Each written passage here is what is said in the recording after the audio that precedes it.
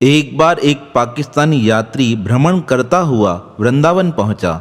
उस समय वृंदावन में श्री बांके बिहारी जी के परम भक्त स्वामी हरिदास राम महाराज जी विराजमान थे।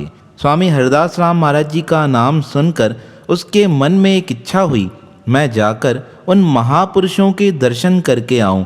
दर्शन की लालसा से वह हरिदास महाराज जी के पास पहुंचा और उन्हें प्रणाम कर कहने लगा, महाराज, मैं पाकिस्तान का सबसे महंगा इत्र आपके लिए लेकर आया हूँ।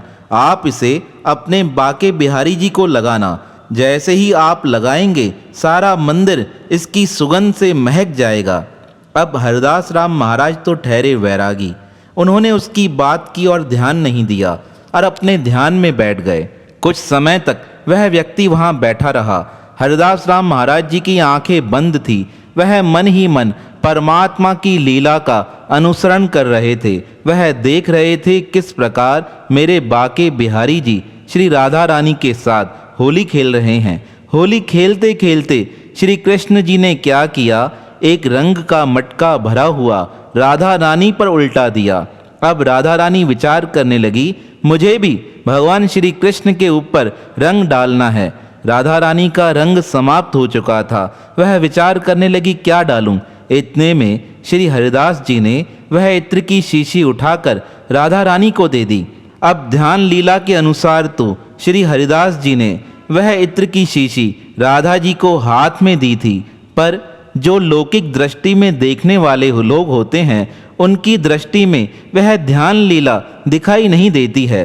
उस व्यक्ति को तो ऐसा प्रतीत हुआ कि श्री हरिदास जी ने मेरे महंगे से महंगे इत्र की शीशी को जमीन की रेत में उल्टा दिया है। उसे बड़ा क्रोध आया पर कुछ कह न सका। वह चुपचाप बैठा रहा। वह विचार करने लगा, मैं कितना महंगा इत्र लेकर आया था श्री बांके बिहारी के लिए, पर इस संत ने तो अज्ञानतावश इसे रेत में डाल दिया है। थोड़ी देर बाद श्री राधा रानी ने उस इत्र को श्री कृष्ण के ऊपर डाल दिया। इतने में हरिदास महाराज जी के नेत्र खुले। उन्हें देखकर वह व्यक्ति थोड़ा क्रोधित हुआ पर कुछ कह न सका। तब स्वामी हरिदास जी कहने लगे, अरे जा रहे हो, जाते जाते श्री बांके बिहारी जी के दर्शन करते जाना, तुम्हें बड़ा आनंद आएगा।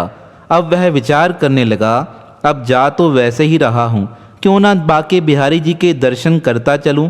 वह जैसे ही मंदिर में पहुँचा, मंदिर में पहुँचकर वह अपनी सुध बुध भूल गया, क्योंकि जो इत्र स्वामी हरिदास जी ने जमीन के अंदर रेत में डाला था वह इत्र इस समय बांके बिहारी के चरणों में पड़ा हुआ बड़ा सुगंध दे रहा था। सारा मंदिर उस इत्र की सुगंध से महका हुआ था। मंदिर में जाने के पश्चात उस व्यक्ति को ज्ञान हुआ, श्री हरिदास जी ने जो रेत में इत्र डाला था वह रेत में नहीं अपितु भगवान के श्री चरणों में डाला था। उसे अपने अज्ञान का एहसास हुआ। वह भगते हुए स्वामी हरिदास जी के चरणों में आ प्रणाम कर कहने लगा, महाराज, मुझसे बड़ा अपराध बन गया। मैंने आप पर अविश्वास किया है। मुझे अपनी शरण में रखो। मुझे भी ऐसा दान दो कि मैं भी ध्यान में परमात्मा की उस लीला का अनुसरण कर सकूं। तब श्री हरिदास जी कहने लगे, यहीं रहकर परमात्मा की भक्ति करो, तुम्हारा कल्याण हो जाएगा। तो परमात्मा अपने भक्त की हर वस्तु को स्वीकार कर लेते हैं, भले वह ध्यान अवस्था में ही उसे स्वीकार करें, पर सच्चे भाव से जो उन्हें समर्पित किया जाता है वह उसे सच्चे भाव से ही अंगीकार कर लेते हैं। ऐसे भक्त वसल भगवान श्री बांके बिहारी जी के चरणों में हमारा बारंबार प्रणाम है, प्रणाम है, प्रणाम है।